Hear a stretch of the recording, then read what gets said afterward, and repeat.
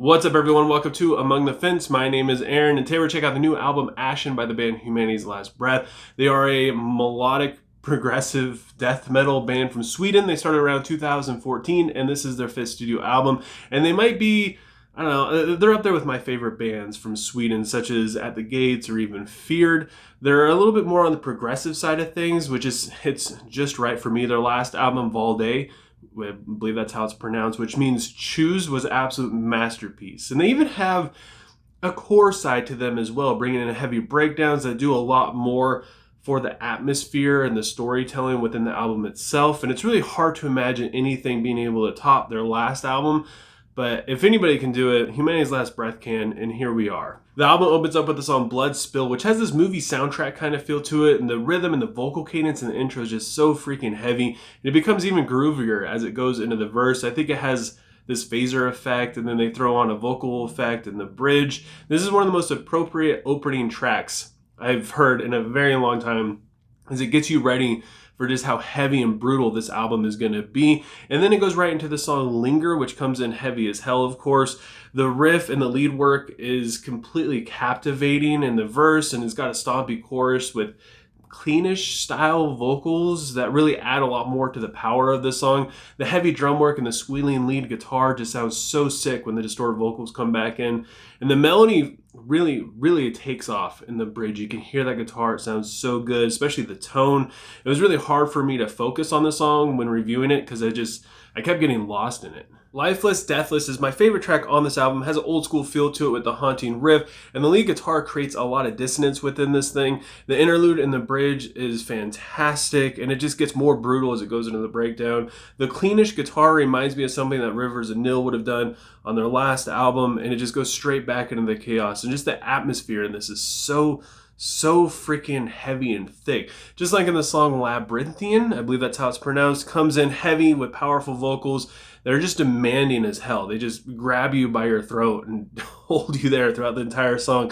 The breakdown has this really cool guitar tone to it with a hint of just a different style of vocal than what we've heard so far. And the bridge has a great rhythm that has like this, it might be a turnoff, but to me it had like a new metal kind of feel to it, and I enjoyed it a lot. At least that's what it reminded me of. It just reminded me of something from like the early 2000s new metal era. Just the rhythm, it just had that stomp to it. The song Withered really shows off how creative this band is with a very simple sound that you wouldn't think would really work, especially the first time hearing it all by itself. It wouldn't be something that I would put into a song, but they just prove that they can do it. The lyrics have great metaphors, and the music gets a little genty at moments, which I gotta admit, didn't care for all that much, but it wasn't really a huge turnoff.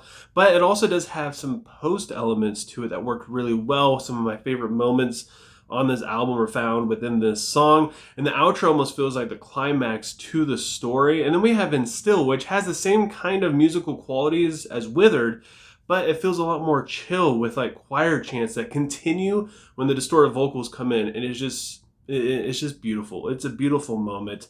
It's super progressive with a bunch of different transitions going on, and it's all connected through this one lead guitar melody that just kind of threads its way all the way through the song. Catastrophize is super chunky, and the riff really comes to life in the verse, and it's just all over the place. Not to mention when you throw in the blast beats right at the peak of the song, and then it drops right back down into the lead guitar part. That seems to be a common theme throughout the atmosphere of this album. And the outro is so heavy and groovy, and it's so good. It'll make you want to punch your grandma in the face. And then we have the song Death Spiral, which has some beautiful instrumentation in the intro. It lasts for about a minute before the vocals come in, so it really gives you a chance to enjoy it. And it becomes dominated by blast beats and chugs again, of course, mostly just in the pre-chorus though. The intensity of the song just continues to build within the ambience, and it's just so heavy. The atmosphere is so thick. Even the vocals seem to be pushed a little bit harder than what we're used to hearing on this album. And then the whole song just completely fades out very quickly, leaving you very confused and wanting more. Shell is definitely my least favorite song on this album, mostly due to the effects that they use. I love the drum isolation and the vocals and the intro, but the vocal effect is a little unsettling. I didn't care for it all that much. It is kind of nice to have a break from all the different sounds and stuff going on all the other songs on this album. And this one's a little bit more straightforward, so it makes it feel a little heavier. but I just, like, there was a robotic guitar effect thing going on in the bridge.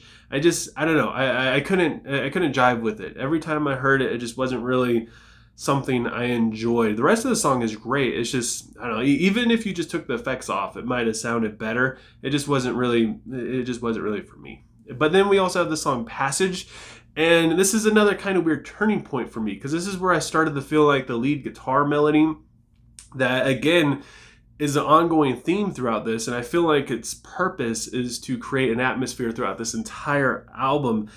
It does become a little bit much. It makes it feel like you're listening to the same song over and over and over again. In fact, I think it was like on my first and maybe third listen through this album, once I got within the 9 to 10 song right around Shell or Passage, I started to feel like I accidentally hit the back button. I was listening to the same song twice.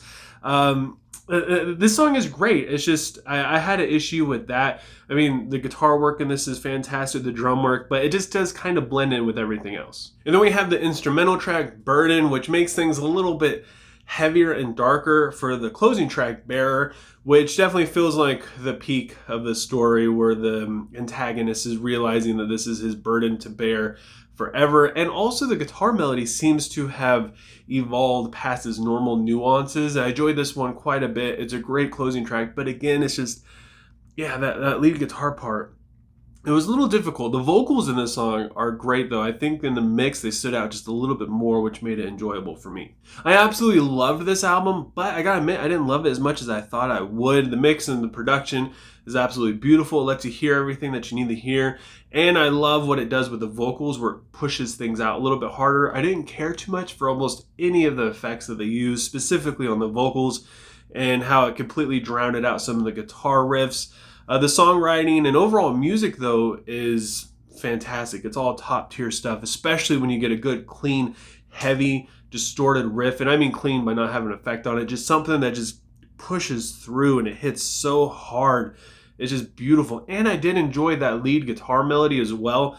It's just, again, like I said, it makes it feel like after a while you're listening to the same song over and over and over again. But I did enjoy the fact that it makes it feel like it's all just one thought. It's just so cohesive. It's so purposeful. And I feel like they did that on purpose to make the whole album just flow really smooth, make it all feel like one story, like it is supposed to be a soundtrack. So I can't really knock it too much for that. It's just really easy to get lost within the songs and not really be able to tell which one you're listening to, if you have a song on repeat, if you went back, if you skipped one.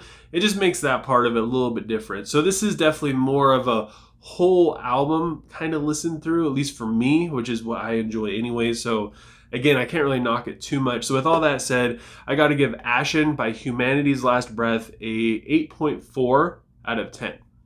But I want to know what you guys think. If you listen to Ashen, leave a comment below letting me know what you thought of it. Let me know what you rate it, what your favorite song is. If you haven't listened to it yet, just give it a quick little listen. It's a fantastic sounding album.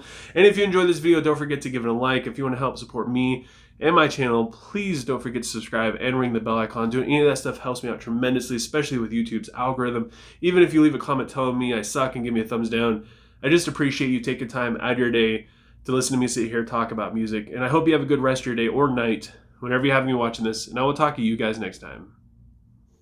I was